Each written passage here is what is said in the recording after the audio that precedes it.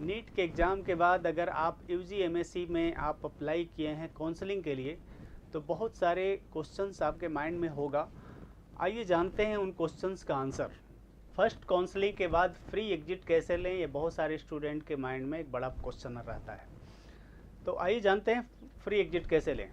पहला ये तरीका है कि स्टूडेंट अगर फर्स्ट काउंसलिंग में मिले हुए कॉलेज में एडमिशन ले लेते हैं, तो उस एडमिशन को कैंसिल कराकर भी फ्री एग्जिट ले सकते हैं, जिसका आपका डेट दिया हुआ है 3rd and 4th। तो उस तरीके से आप फ्री एग्जिट ले सकते हैं। दूसरा तरीका है कि आप डॉक्यूमेंट वेरिफिकेशन कराकर आप एडमिशन नहीं लेते हैं, तब भी आप फ्री एग्जिट ले सकते हैं।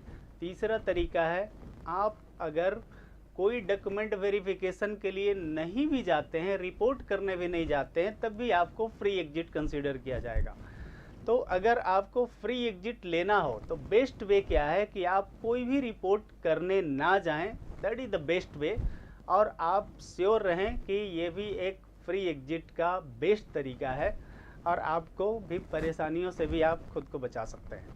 नेक्स्ट क्वेश्चन स्टूडेंट के माइंड में आता है कि क्या सेकंड काउंसलिंग में हम फ्रेश चॉइस फिलिंग कर सकते हैं, या फर्स्ट काउंसलिंग में जो चॉइस हमने फिलिंग किया उसी के आधार पर सेकंड काउंसलिंग में हमारा कॉलेज अलॉटमेंट होगा। द आंसर इज कि आपको fresh choice filling second counselling में करने का मौका मिलेगा।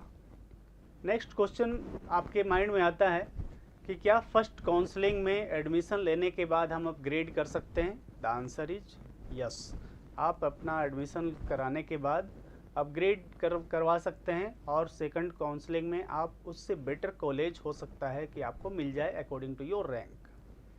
नेक्स्ट क्वेश्चन आपके माइंड में आता है कि क्या सेकंड काउंसलिंग में अगर बिहार के थ्रू आपको कोई कॉलेज अलॉट हो जाता है तो क्या एडमिशन लेना मैंडेटरी है।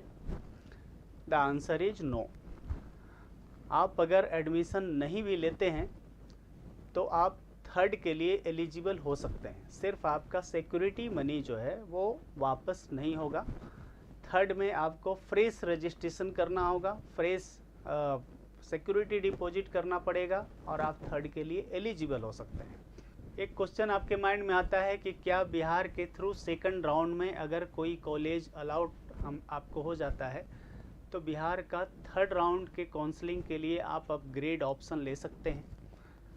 तो आंसर है कि अभी लास्ट ईयर तक ऐसा अपग्रेड का ऑप्शन बिहार के थ्रू नहीं मिला है, बट हो सकता है कि इस बार आपको मिलने की उम्मीद हो। तो हम लोग उम्मीद कर सकते हैं कि लास्ट ईयर से ऑल इंडिया में अपग्रेड का ऑप्शन शुरू हुआ है, इस बार से बिहार भी शुरू करे, इसकी हम लोग उम्मीद कर रहे हैं। तो होपफुली इस बार से आपको बिहार के थ्रू अपग्रेड का ऑप्शन मिलेगा, बट उसमें श्योरिटी नहीं है। होपफुली आपको मिलेगा, ये हम लोग उम्मीद कर सकते हैं। नेक्स्ट क्वेश्चन आपके माइंड में आता है कि क्या बिहार के थ्रू सेकंड राउंड में अगर आपने कोई कॉलेज ले लिया, आप उसमें एडमिशन ले लेते हैं, तो क्या ऑल इंडिया के थ्रू थर्ड राउंड में आप पार्टिसिपेट कर सकते हैं। Answer is no. आप उसमें पार्टिसिपेट नहीं कर सकते। अगर आप सेकंड राउंड में मिले कॉलेज में एडमिशन ले लेते हैं तो आप किसी भी दूसरे काउंसलिंग में पार्टिसिपेट नहीं कर सकते हैं, उसकी एलिजिबिलिटी ख़त्म हो जाती है। This is the guidelines of supreme court कि एक बार आप सेकंड काउंसलिंग में एडमिशन ले लेते हैं तो आप फर्दर किसी भी काउंसलिंग राउंड से बाहर हो जाते हैं, सिर्फ आप अपग्रेड कर सकते हैं उसी काउंसलिंग में। तो आप अगर स्टेट में लेते हैं तो उस स्टेट के अलावा दूसरे ऑल इंडिया या दूसरे स्टेट में आप काउंसलिंग में पार्टिसिपेट नहीं कर सकते हैं। नेक्स्ट क्वेश्चन आपके माइंड में आता है कि क्या थर्ड राउंड में पार्टिसिपेट करने के लिए आपको फ्रेश रजिस्ट्रेशन रिक्वायर्ड है। द आंसर इज कि अगर आपको फर्स्ट या सेकंड काउंसलिंग में कोई कॉलेज नहीं मिला है तो आपको थर्ड में पार्टिसिपेट करने के लिए फ्रेश रजिस्ट्रेशन रिक्वायर्ड नहीं है। लेकिन अगर आपको सेकंड में कोई कॉलेज अलॉट हुआ है और आपने उस कॉलेज में एडमिशन नहीं लिया है, छोड़ दिया है, तो आपको फ्रेश रजिस्ट्रेशन रिक्वायर्ड होगा, क्योंकि आपका प्रायर रजिस्ट्रेशन जो है वो कैंसिल हो जाएगा, आपकी सिक्योरिटी डिपॉजिट लैप्स हो जाएगा। तो फिर से फ्रेश रजिस्ट्रेशन करके आप थर्ड राउंड में पार्टिसिपेट कर सकते हैं। नेक्स्ट आपके माइंड में क्वेश्चन आता है, स्ट्रे वैकेंसी राउंड में कौन से स्टूडेंट भाग ले सकते हैं। तो स्ट्रे वैकेंसी राउंड में सिर्फ वैसे स्टूडेंट पार्टिसिपेट कर सकते हैं जिन्हें थर्ड राउंड तक कोई भी कॉलेज में अलॉटमेंट नहीं हुआ है।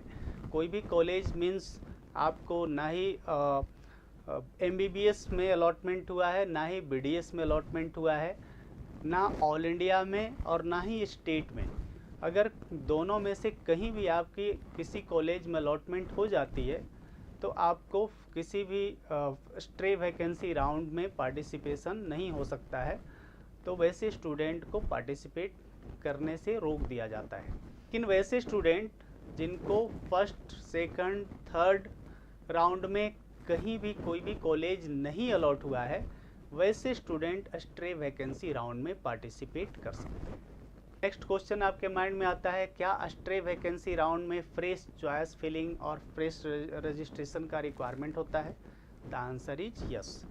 आपको उसमें फ्रेश रजिस्ट्रेशन करना होता है और फ्रेश चॉइस फिलिंग करना होता है, तभी आप उसमें पार्टिसिपेट कर सकते हैं। तो मैं उम्मीद करता हूं कि आपके बहुत सारे क्वेश्चंस का आंसर मिला होगा और आप सही तरीके से बिहार काउंसलिंग को कंप्लीट करेंगे और अपने रैंक के अकॉर्डिंग बेस्ट कॉलेज में दाखिला लेंगे। ध्यान रखें कि आप अपने प्रायोरिटी ऑर्डर को अच्छे से बनाएं और काउंसलिंग प्रोसेस को अच्छे तरीके से फॉलो करें। कोई भी हेल्प की ज़रूरत हो, गोल फैमिली हमेशा आपके साथ है। So wish you all the best. Thank you very much.